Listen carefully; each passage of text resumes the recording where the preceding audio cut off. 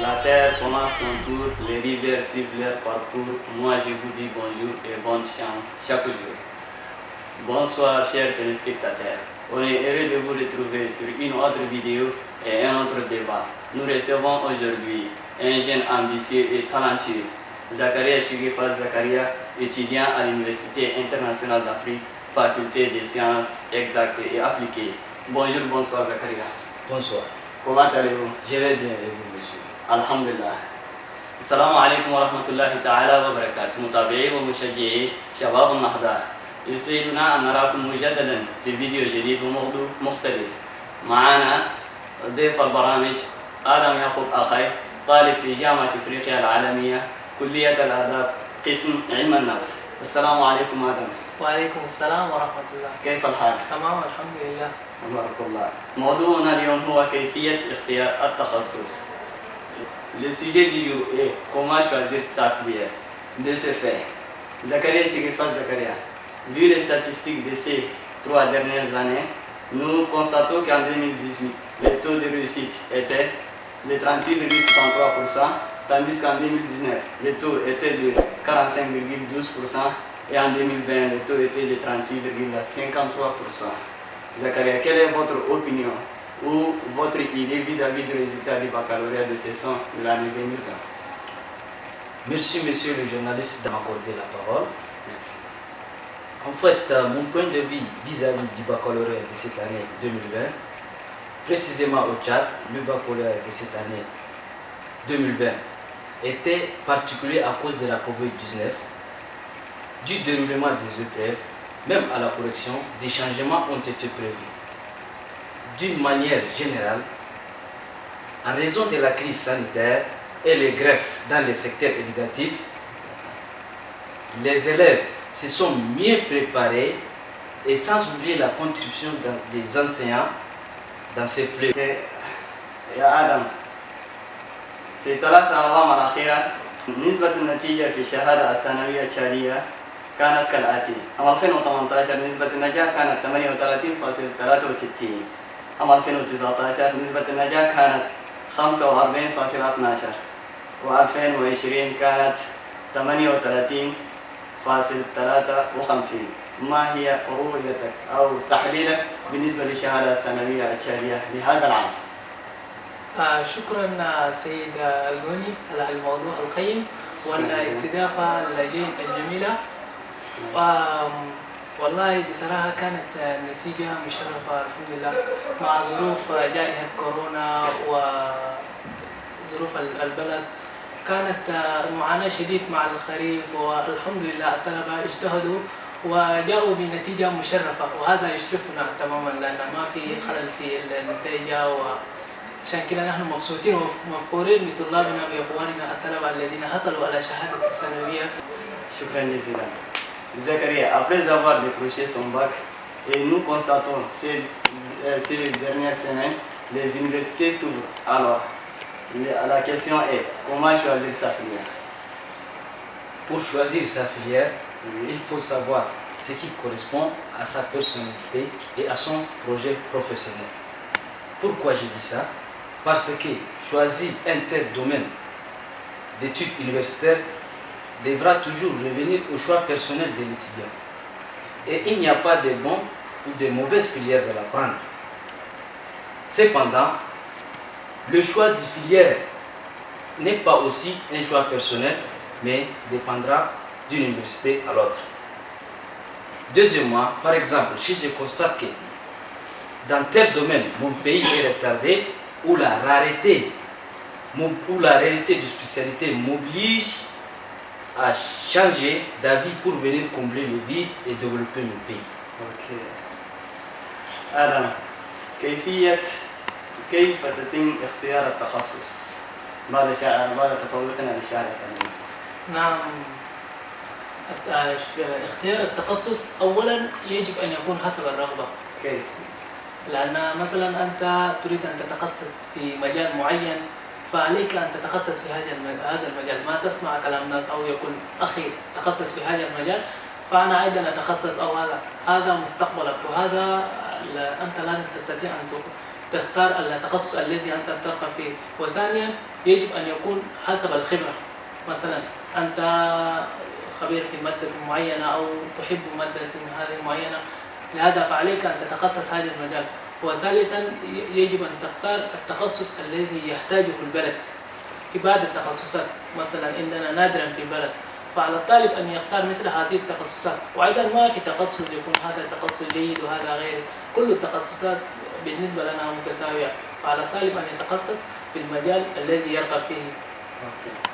Zakaria, je reviens une fois de plus à vous. Y a-t-il des critères pour accéder aux filières qu'on désire? Les critères dépendent d'une filière à l'autre et aussi de l'université, monsieur le journaliste. Comment? Il y a deux critères à savoir. Lesquels?